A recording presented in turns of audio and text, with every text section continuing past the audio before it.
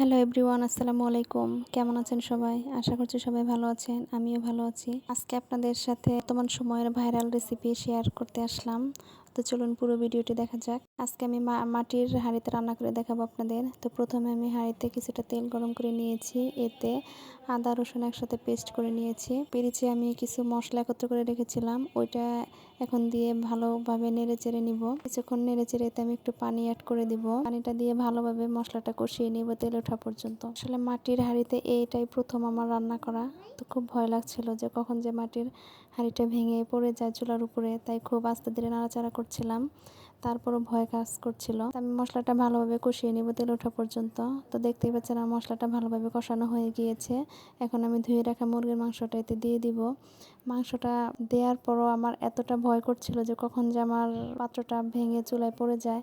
তা আমি আসলে ফার্স্ট টাইম বড় কোনো পাত্র নেইনি, ছোট একটা পাত্রে ট্রাই করছিলাম যে দেখি রান্নাটা আমার কমপ্লিট হয় কিনা। পুরো ভিডিওটি দেখুন রান্নাটা আসলে শেষ অবধি কমপ্লিট হয়েছিল কিনা। তা আমি মাংসটাতে পানি দিব না, চুলাটা একদম লো হিটে দিয়ে রান্না করে নিব। আসলে মাটির হাঁড়িতে রান্না করার ইচ্ছেটা জেগেছে। আজ কয়েকদিন যাবতে আমার ফেসবুক টিকটক এই মাটির হাঁড়িতে ভরে গেছে, তাই দেখে খুব ইচ্ছা হয়েছিল যে আমিও একটু ট্রাই করে দেখি কেমন রান্না করতে পারি কিনা।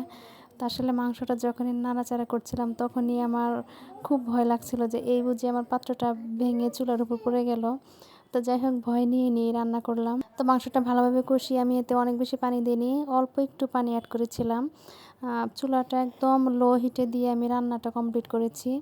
যেহেতু এটা মাটির হাঁড়ি, যদি হাই হিটে দিলে ভেঙে যায়, তাই আমি অতটা জোরে জাল দিইনি। আবার এদিকে ফার্মের মুরগি দেখা যায় খুব তাড়াতাড়ি সিদ্ধ হয়ে যায়।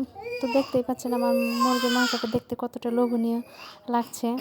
তো ফাইনালি আমি রান্নাটা কমপ্লিট করে ফেলেছি। এদিকে আমি আবার আরেকটা রিস্ক নিয়ে নিলাম। এটা মাটির খোলা, এটাতে আমি কখনো পিঠা বানাইনি, এটা আমার ফার্স্ট টাইম ট্রাই করছি। তো চিতই পিঠা ভাবছি হবে কিনা। তা আলহামদুলিল্লাহ এটা অনেক সুন্দর হয়েছে মাশাআল্লাহ। এটাও তুলতে গিয়ে অনেকটাই ভয় পাচ্ছিলাম যে কখন যে ভেঙে যাবে, ফেটে যাবে। তো অবশেষে ফাটেনি। তো এবার ট্রাই করছি আমি বর্তমান সময়ের ভাইরাল নোয়াখালীর খোলা জালি পিঠাটা। এটা আমি কখনো খাইনি বা বানাইনি, আজই ফার্স্ট ট্রাই করছি। তো এটাও যত ভালো হবে আমি কখনোই চিন্তা করিনি, যেহেতু মাটির খোলা ছিল ফার্স্ট টাইম, এটাতে ভালোভাবে উঠেছে, খুব সুন্দর হয়েছে পিঠাটা। আজকে আসলে আমি পুরো রান্নাটাই মাটির পাত্রে পরিবেশন করব, তাই আমি একটা ছোট বাটি নিয়েছি। এতে মুরগির মাংসটা দিয়ে এখন আমি আমার নিজের হাতে বানানো পিঠাটা খেয়ে দেখব কেমন হয়েছে।